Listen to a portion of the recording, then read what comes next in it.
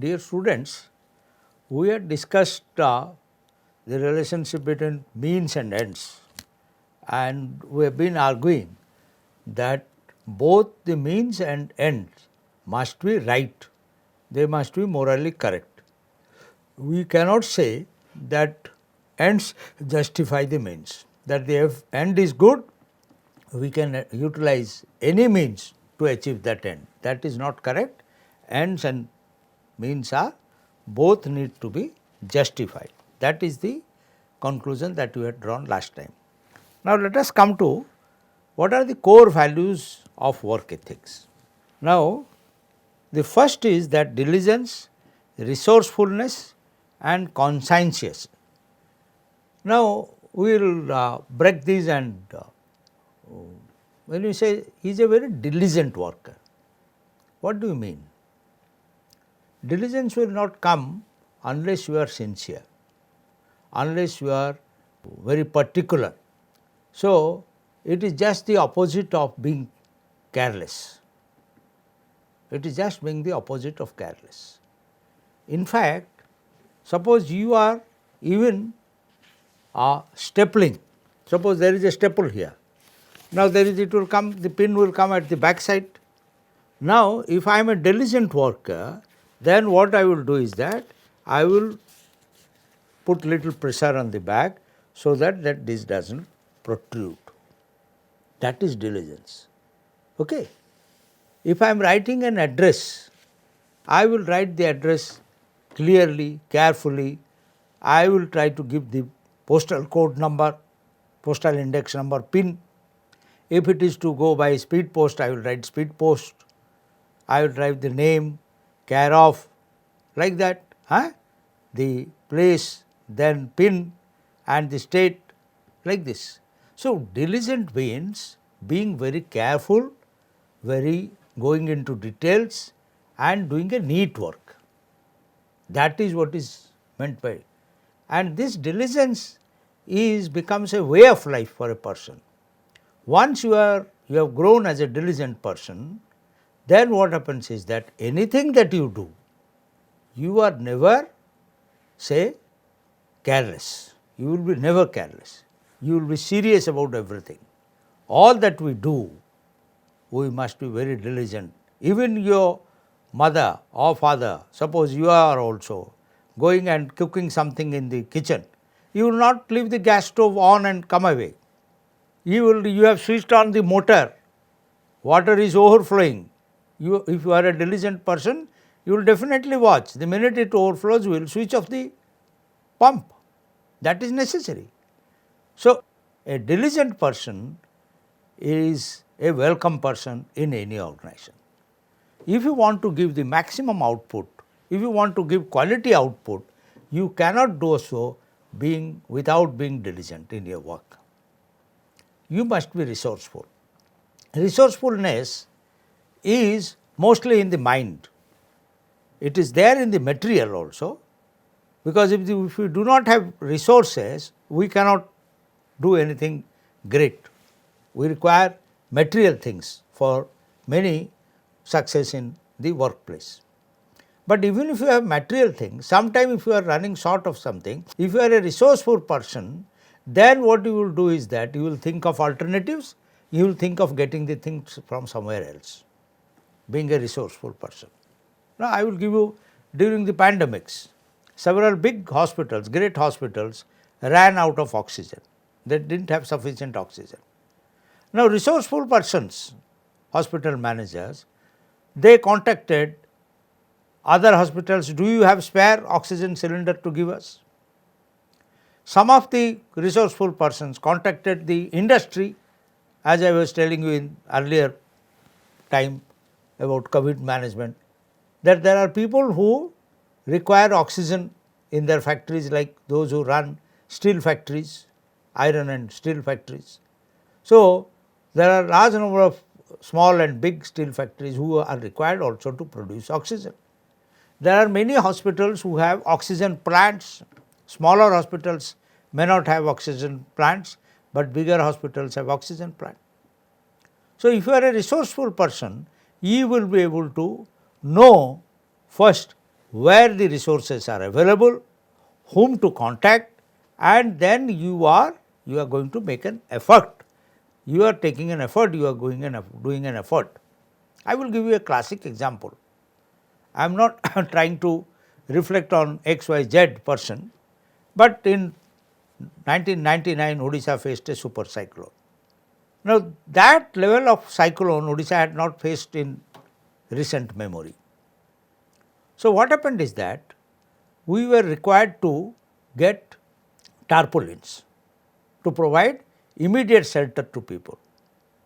So nowadays what you do is that internet is available to you at the click of your telephone. Mobile phones were there, but not like today. Smartphones were not available, at least in Bhubaneswar, and internet was also not that easily accessible. And after the cyclone, it was not working in all places in Bhubaneswar and all that. So what happened is that when a superior officer asked a junior fellow who was in charge of procuring the tarpaulin, so he asked, now what is this to be done?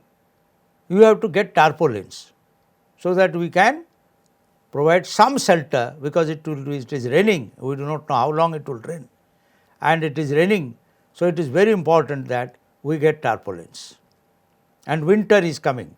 We cannot set right the houses so quickly. So temporary arrangement has to be made. Then the senior officer asked the person, do you know where tarpaulins are available? Who is producing the tarpaulin? The junior officer kept quiet. He said, I do not know, sir. Now if you do not know, how can you know? In those days there was something called yellow book or yellow pages in a telephone directory, where the items and who are their suppliers, that list was available. They were called, because they were printed in yellow paper, they were called the yellow pages in telephone directory, and yellow directories were also available. So the person did not know. So he said, go and get a yellow book, let us see which places these tarpaulins are produced, available, who are the producers. Then let us find out their sales offices, let us contact them. Now if you are a resourceful person, what will happen is that you have the knowledge, or even if you do not have the knowledge, you will search and find out where the resource is available. That is what is resourcefulness. Unless you are a resourceful person, you cannot have great success in workplace. So first is diligence, sincerity, ability to look into details, and trying to do things very sincerely.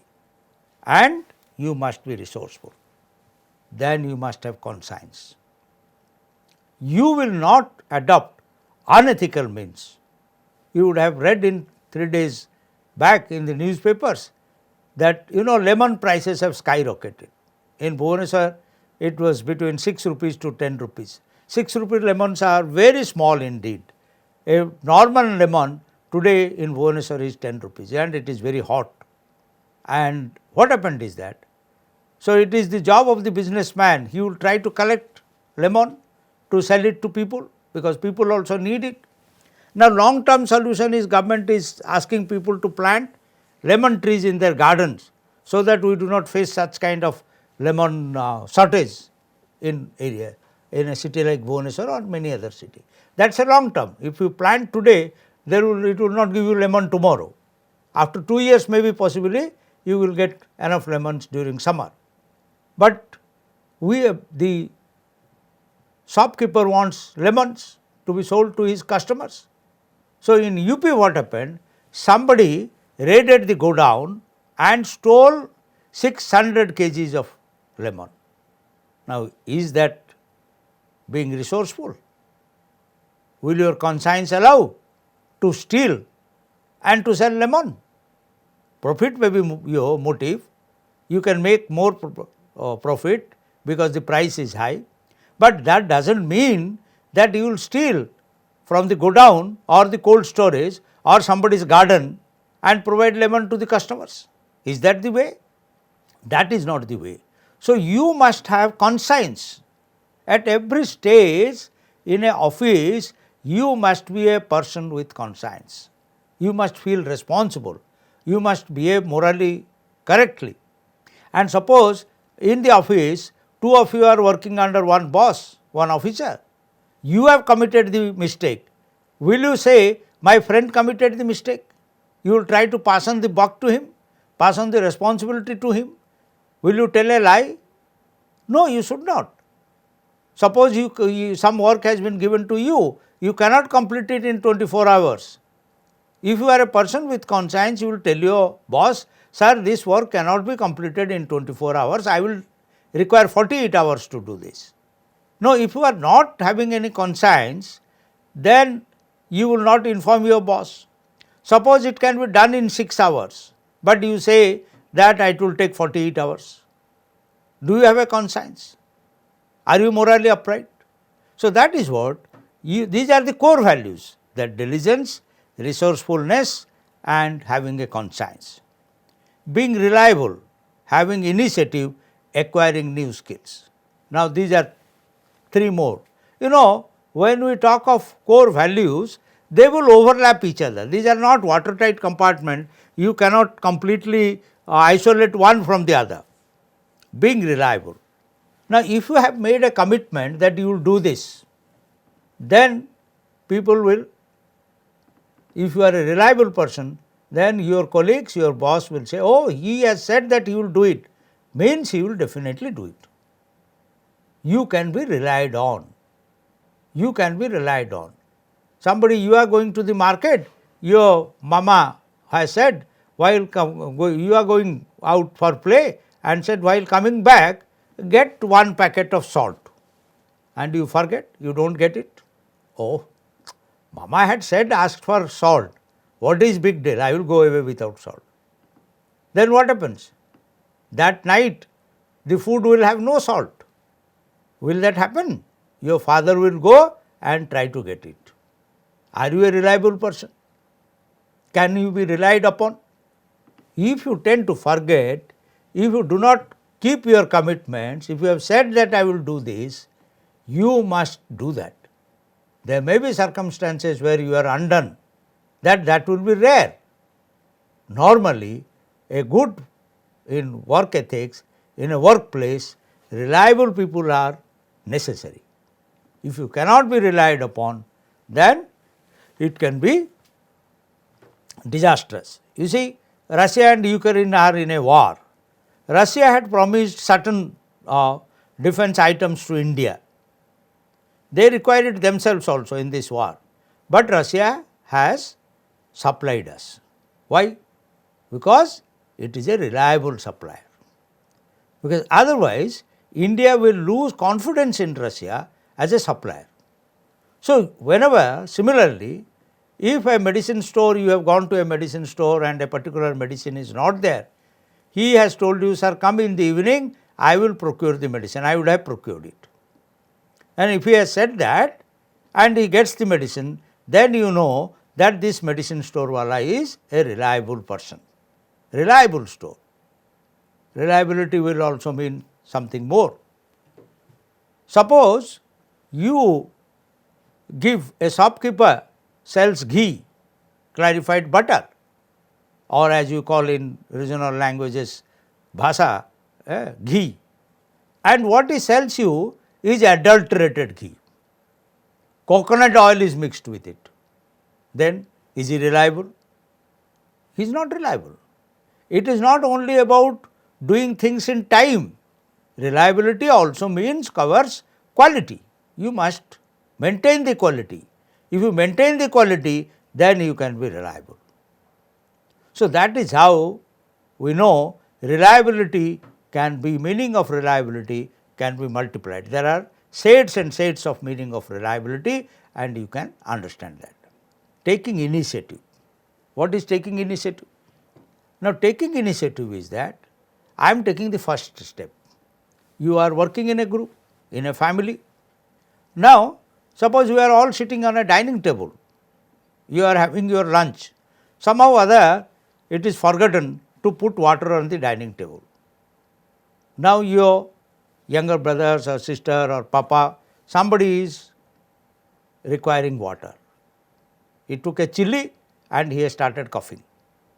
So, what you should do is that not wait for your mama or he will fetch a glass of water for my papa. What you will do is that you will immediately rush and get a glass of water. That is taking the initiative. Not wait for others to do, but I myself volunteer to get things done, taking initiative. It is decided that 5 of you friends are there, you are planning for a picnic and you thought that you will get rice from this shop or this, we will do this. So, what happens is that the leader or somebody asks who will do what. Instead of waiting for somebody else to allot this work to you, you should be able to say, why I will get the firewood, I will go and procure the firewood, you go and get the rice, I will get the firewood. Now, that is taking initiative. So, you try to do on your own and try to be the first person to volunteer your service and taking initiative for solving a problem. It can be a bigger issue, say not as just a picnic, it can be a more complicated. Taking initiative is very much essential in any organization. There are some people who will keep quiet, who will sit tightly, oh, let them tell me to do this, then only I will do this, otherwise let me keep quiet, why should I take responsibility, everybody is getting the same salary, let him do it. If that is your attitude, then that is not taking initiative. So, in workplace you must take initiative, acquiring new skills. Many a time the skills that you have acquired earlier becomes outdated and you are required to acquire new skill for various reasons. I will give you an example. Suppose there was a time when you are in charge of calculating income tax. Suppose a new income tax law comes, the old calculation will not do, new laws are to be applied. So, you have to acquire that skill. If you are in charge of calculating income tax in your office of all the employees, then you have to acquire that skill. Now, you see GST is collected and there are many bigger shops whose transaction is more than lakhs of rupees per day, and they are asked to file the GST on a daily basis and transfer the tax online. Now, even in your case, you know how to go walk into a bank, draw a check and get money. Then you have, when ATMs come, you know how to operate your card and go to the ATM and get money. Now, when Google Pay comes, Bhim application comes, online payment comes, then you must learn it. Do you not learn it? You learn it. So, similarly in the office, there are various occasions when we are required to acquire new skills. We may be working in one department for a long period, we are transferred to another department. The new department may require new skills. Okay. So, a good employee in a workplace, one who is a good citizen, who is a good worker, tries to learn new skills as and when that comes. And today particularly in the changed ICT sector, information and communication technology sector and application of computers in almost every aspect of our life, these skills are required, new skills are required. Even in medical science, if suppose you are doing some operation, the operation was being done in a particular way. Now, a new method has come, we have to learn that new method, is it not? So, skills are a very important part of work and work ethics, and as and when new skills arrive, you must have the openness, you must take initiative to learn that new skill. So, that is very important, that is a great principle. All works have social, human, environmental and other impact. No work happens in isolation, thus demands a sense of responsibility for one's own good and the good of all. Anything that we do has connection with humanities. Now, you are doing research in science. The research, whatever research you do, it has immediate human impact and social impact. Suppose you are working, you are a nuclear scientist. Think of the nuclear energy. When in 1945, the nuclear bomb was first made and it was used against Japan in the Second World War. You know how many people died, how many people were maimed, and the radiation is still affecting in places like Hiroshima and Nagasaki. It is not completely free from radiation even 70 years after the event, more than 70 years. It is almost going to be, it was in 1945, now it is 2022. So many years, yet radiation is there. So, when the people developed a nuclear bomb, did they realize what can be its impact? They were eager to end the war. The war ended with that. That is true. Today we know nuclear energy, electricity is produced from nuclear. There are nuclear medicine for treating cancer. There are many things good about nuclear energy, nuclear fusion. So, there can be good, there can be bad. Now, think of your developing body parts, artificial meat. So many things are happening in science, and whatever is happening has a direct impact on us. It may not be visible immediately. Even when you are doing a small thing in your office, suppose you are taking out a printout of your email, it is not necessary actually always, but you just want to keep record. What happens? The minute you take a printout, that means you consume ink, you consume electricity, and electricity comes from energy. Has to be, if it is coming from coal, it is thermal electricity, some coal is being burnt for it. So, what happens? What we think to be very clean has also an environmental impact. Actually, there is nothing that we can do which has no environmental impact today. That is why we say carbon print of a person. How much carbon print you are leaving, how much carbon you are producing. Every activity has some environmental impact. Every activity has social impact. You may not immediately realize, but it has also social impact. Now, think of people. Now, we decided for pandemics, many people started working from home. Many people were very happy that they are not required to go by bus, they are not going to the office by taxi. You can save petrol, is it not? You saved energy, office wala saved electricity, air conditioning cost, they were giving you food in the afternoon, lunch they were giving, so lunch cost is saved. Many things are happening, but it has also a social impact. How? It was found that when people are working from home, it is their output is not as great as when they were coming to office. And suppose you are staying alone at your home, as many people are doing, forced to do.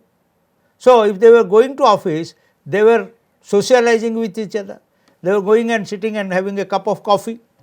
Now, that does not happen. Sometimes the husband and wife started quarreling more, or the parents became too over imposing on kids. So, the child thinks that Papa was going to office, I had some time for my own, I could go and play in the street, now Papa does not allow me to play. So, what happens? It has a social impact. Work from home has a social impact. It even strains some marriages. So, that is what is. We think that what we do has no social impact, it has no environmental impact, but whatever you do in your office, in your home, it has impact. It has various impacts, sometimes serious impact. That is why a modern day worker, a modern day workplace is conscious of what is happening, what impact it has socially, on the human beings, on the environment. No work happens in isolation. Thus, it demands a sense of responsibility for one's own good and the good of all. Reliability we have discussed, it is repeated. Then it comes dedication. Are you dedicated to the work which you do? You know, dedication is something which has to mostly come from within, we say. But otherwise also, you can by habit develop a dedication to the work. So, once you are dedicated, suppose I am a medicine seller, I have just closed down my shop. One person comes, he says that I need this medicine urgently. Then if you are a dedicated person, you will open the shop, take out that medicine and give it to him, because you are dedicated. You are committed to serving the patients. You will not tell him, go to, arey bhai, you go 5 kilometers away, there is Apollo 24 hours, day and night medicine shop, you will get it there. I have already closed, sorry. You are not a dedicated medicine seller. You are not a dedicated medicine seller.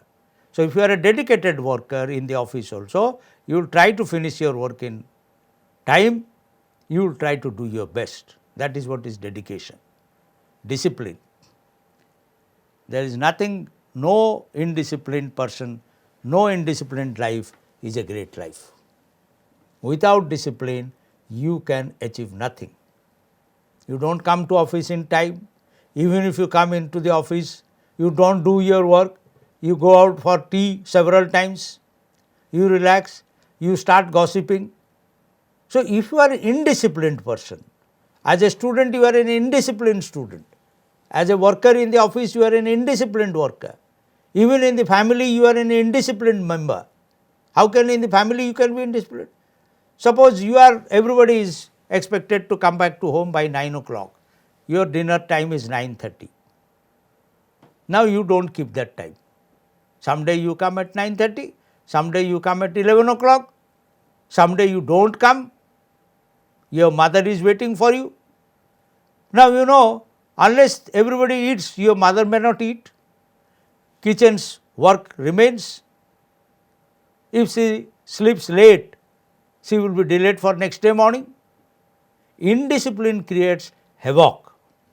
Your own indiscipline is not confined to you, it impacts everybody else's sincerity.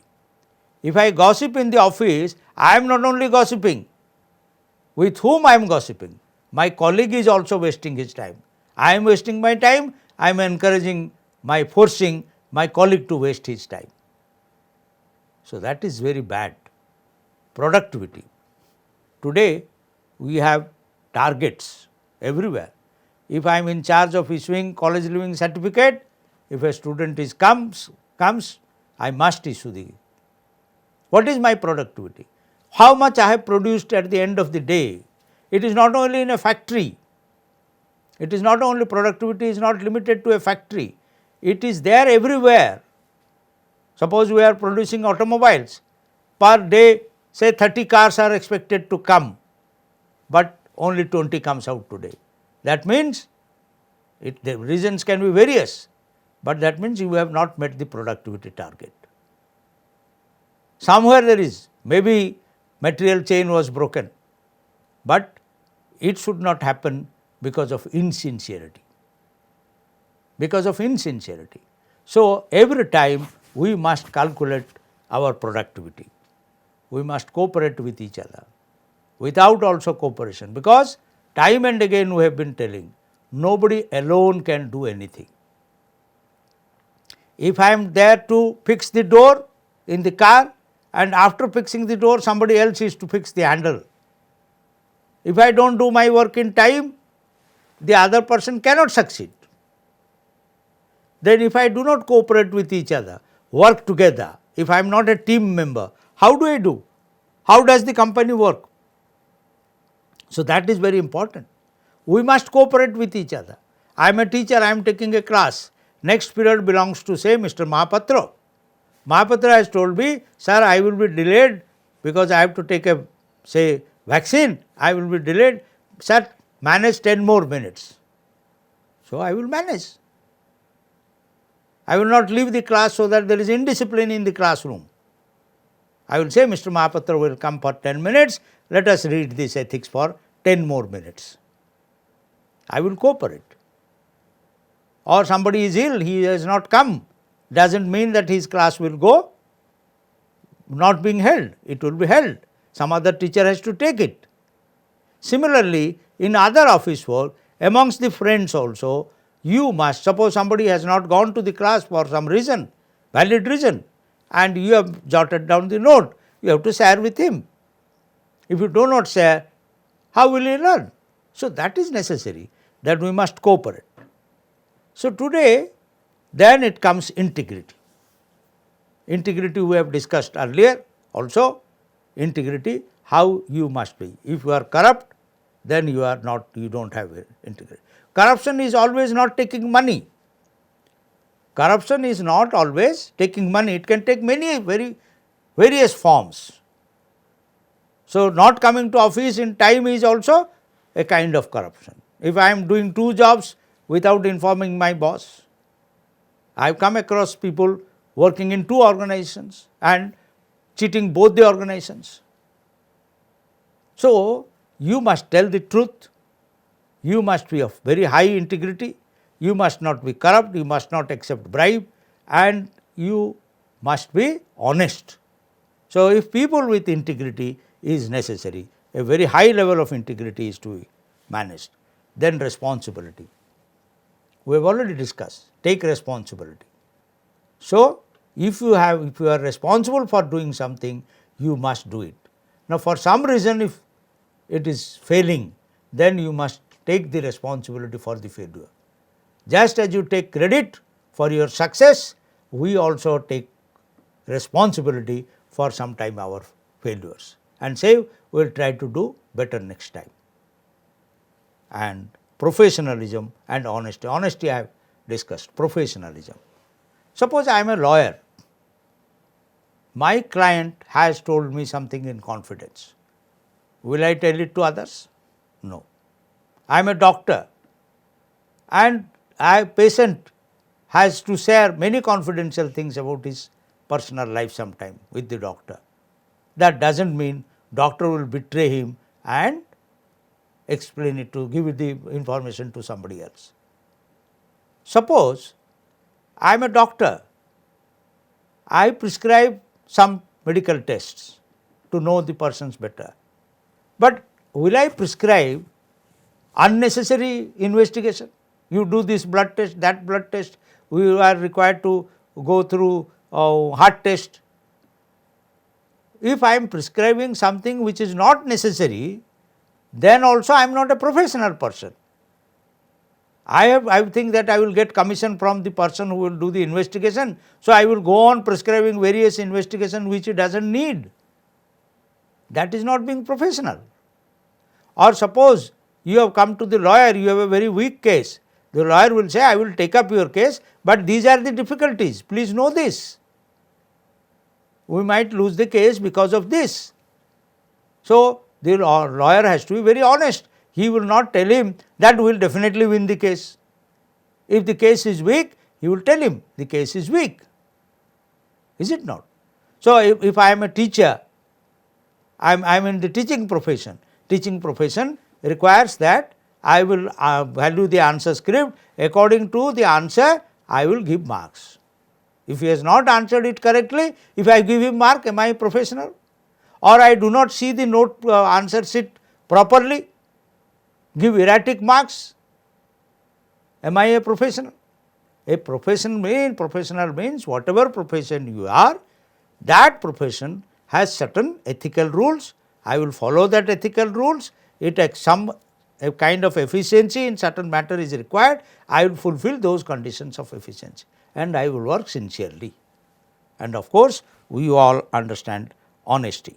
So, we will keep it at this point and move further in the next class.